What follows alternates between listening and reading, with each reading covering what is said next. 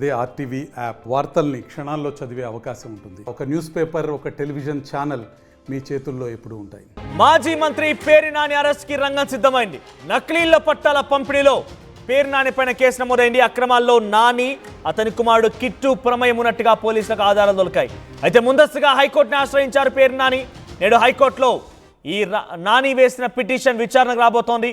అయితే ప్రస్తుతం పేర్ని నాని, అతని కుమారుడు కిట్టు పరారులో ఉన్నట్టుగా అనుమానం ఉంది. మరోవైపుగా కార్యకర్తలు, నేతలతో పేర్ని నాని అత్యవసర సమావేశాన్ని ఏర్పాటు చేశారు. పేర్ని నాని నివాసం వద్ద కోలాహలం నెలకొని నాని ఇంటికి భారీగా కార్యకర్తల అభిమానులు చేరుకుంటున్నారు. ఒకవేళ కనుక ఈరోజు పిటిషన్ పైన ఏదో క్లారిటీ వచ్చిన తర్వాత వెంటనే వారిద్దరిని అరెస్ట్ చేసే అవకాశం కనబడుతోంది. పక్కా ఆధారాలు ఉన్నాయి కాబట్టి. మరోవైపుగా గతంలో పేర్ని నాని సతీమణి పైన కూడా ఒక గోదాన్కి సంబంధించిన విషయంలో గోడౌన్ ఉంది. ఆ గోడౌన్లో పెద్ద మొత్తంలో సివిల్ సప్లై డిపార్ట్మెంట్కి సంబంధించినటువంటి బియ్యంని నిల్వ ఉంచారు. దాంట్లో నుంచి సుమారుగా కొన్ని పదుల టన్నుల విలువ అయినటువంటి 10 టన్నుల బియ్యం మొత్తం కూడా మట్టుమాయమయ్యాయి. ఎక్కడికి వెళ్ళా ఏనో తెలియలేదు. సో ఆడిట్ చేసినా ఇవి కనబడకపోవడంతో సో ఎక్కడున్నాయి ఏంటో అనేటువంటి అనుమానం విషయంలో కూడా తనపైన కేసు నమోదైంది. సో తాజాగా వరుస కేసులు నమోదవుతున్నాయి పేర్ని నాని కుటుంబీకుల పైన. పేర్ని నాని ఏకంగా తప్పుడు ఇళ్ల పట్టాలు ఇచ్చారన్నటువంటి విషయంలో ప్రస్తుతం ఆయన పైన కేసు నమోదైంది. ఆధారాలు కూడా పోలీసు సేకరించే ప్రయత్నంలో ఉన్నారు. ఆధారాలు సేకరించడం తెలుస్తోంది. సో నేడు హైకోర్టులో తను వేసినటువంటి పిటిషన్ ముందస్తుగా హైకోర్టును ఆశ్రయించారు. ఆ పిటిషన్ రోజు విచారణ రాబోతుంది. తదుపరి ఈ విచారణ పూర్తయిన తర్వాత ఏ క్షణమైనా పేర్ని నానిని అరెస్ట్ చేసే అవకాశం కనబడుతోంది.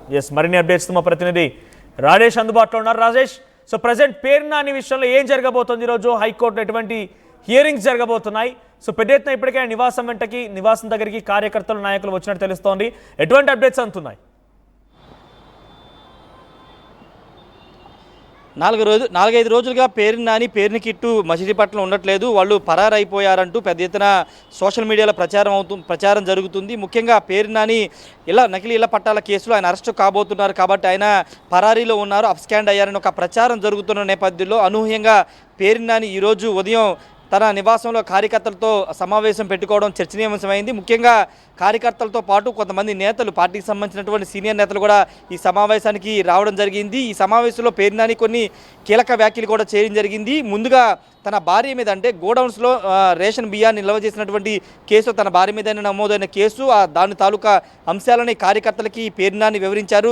తర్వాత నకిలీ ఇళ్ల పట్టాల పేరుతో జరుగుతున్న ప్రచారం, అంటే ఇప్పటి వరకు కేసు నమోదైందనే దానికి సంబంధించి పోలీసులు కూడా ఇంకా అఫీషియల్గా ప్రకటించలేదు. కేవలం ఇప్పటివరకు అటు రెవెన్యూ అధికారులు, పోలీసులు అయితే పూర్తి ఆధారాలను సేకరించారు. రాబోయే రోజుల్లో త్వరలో ఆయన మీద కేసు అయితే నమోదయ్యే అవకాశం ఉంది. ఈ నేపథ్యంలో ఆయన ముందస్తు బెయిల్ పిటిషన్కి అప్లై చేసినట్టుగా తెలుస్తుంది. వాస్తవంగా ముందస్తు బెయిల్కి నిన్నే ఆయన వెళ్ళారు. అయితే ఈరోజు కార్యకర్తలతో అనూహ్యంగా కార్యకర్తల సమావేశాన్ని కూడా నిర్వహించారు. ఈ సమావేశంలో పేర్ని నాని ఈ నకిలీ ఇళ్ల పట్టాలకు సంబంధించినటువంటి అసలు అది కేసే కాదు అంటూ ఆయన చెప్పుకునే ప్రయత్నం చేశారు. ముఖ్యంగా 2019-24 మధ్యన మచిలీపట్నంలో దాదాపు అటు మచిలీపట్నం మున్సిపాలిటీ కానీ లేకపోతే రూరల్ మండలాల్లో కానీ దాదాపు 25,000 ఇళ్ల పట్టాలు పంపిణీ చేశారు. అయితే ఇళ్ల పట్టాలని పంపిణీ చేయడానికి రైతుల వద్ద నుంచి భూములు కొనుగోలు చేశాము. ఆ భూములు ఇచ్చిన రైతుల దగ్గర, అంటే కూటమి ప్రభుత్వం అధికారంలోకి వచ్చిన వెంటనే కొల్లు రవీంద్ర ఎమ్మెల్యే, మంత్రి అయిన వెంటనే పేర్ని నాని ఇళ్ల పట్టాలకు సంబంధించిన కేసుని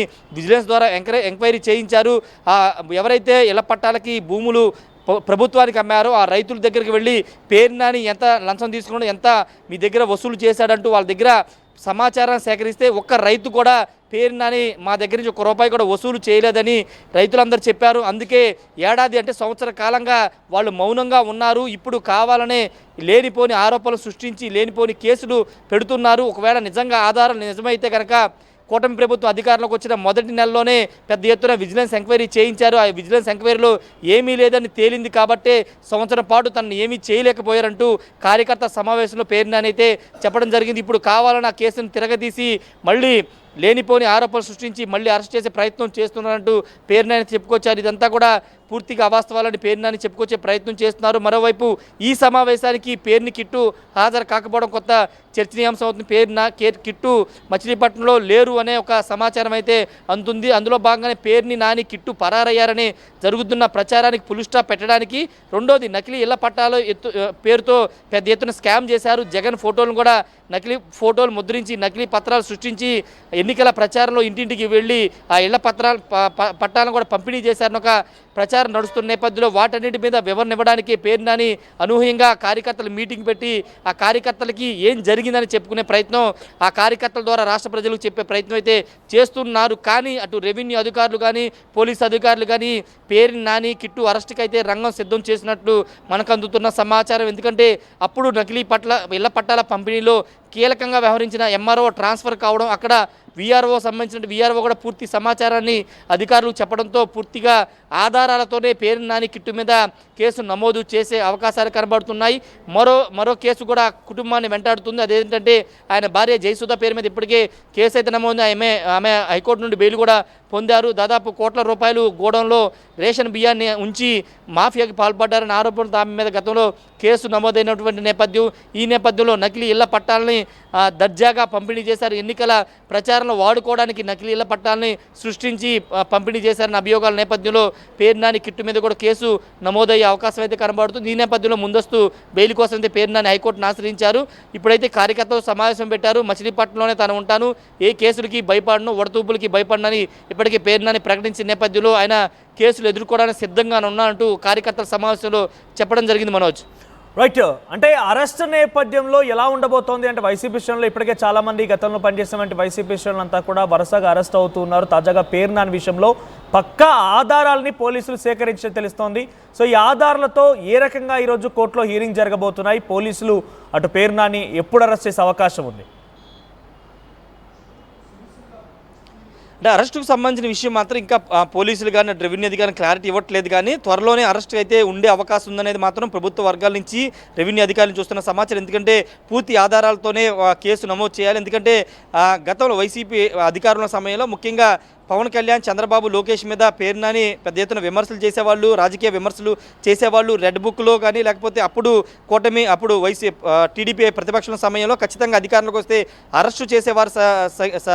ఆ సంఖ్యలో కొడాలి నాని, వంశీతో పాటు పేరు నాని పేరు కూడా అప్పట్లో వినబడిన నేపథ్యంలో ఇప్పుడు ఆయనకు సంబంధించిన వ్యవహారంలో, ఆయన ఎమ్మెల్యేగా ఉన్న సమయంలో జరిగినటువంటి అవినీతికి సంబంధించిన నకిలీ పట్టాల ఇళ్ల వ్యవహారంలో మొత్తం అవినీతిని బయటికి తీసుకొచ్చి పూర్తి ఆధారాలతోనే కేసు నమోదు చేసే అవకాశం కనబడుతుంది. ఒకవేళ కేసు నమోదు చేస్తే అరెస్ట్ చేస్తారు కాబట్టి దానిలో భాగంగానే పేరు నాని అయితే ముందస్తు బెయిల్ కోసం హైకోర్టును అయితే ఆశ్రయించడం జరిగింది. Manoj, right. Thank you Rajesh. మొత్తం మీద ప్రస్తుతానికైతే నకిలీ పట్టాల పంపిణీ కేసులో పేరు నాని అని తన కుమారుడు కిట్టు పైన కేసు నమోదైంది.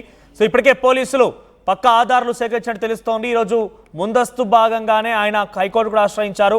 హైకోర్టులో ఈరోజు పేరు నాని వేసిన పిటిషన్ విచారణ రాబోతోంది. ఆ పిటిషన్ ఆధారంగా ఈరోజు విచారించిన తదుపరి పేరు నానిపై ఆధారాలు పోలీసులు కలెక్ట్ చేశారు కాబట్టి ఏ క్షణమైనా అరెస్ట్ చేస్తారన్న అనుమానం అయితే వ్యక్తమవుతోంది.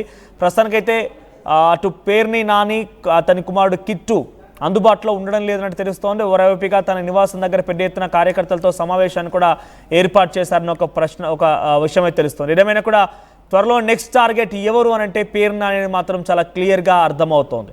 సో నిజంగానే వరుసగా వైసీపీ శ్రేణుల అరెస్టుకు సంబంధించిన వార్తలు మనం చూస్తున్నాం కాబట్టి కక్షపూరితంగా, కుట్రపూరితంగానే వైసీపీ మాజీ మంత్రులు, వైసీపీ నేతలపైన కూటమి ప్రభుత్వం కుట్ర పన్నే రకంగా అరెస్టులు చేస్తోందా? అసలు ఏం జరుగుతోంది ఆంధ్రప్రదేశ్ రాష్ట్రంలో అనేది మీ అభిప్రాయాన్ని కామెంట్ చేయండి.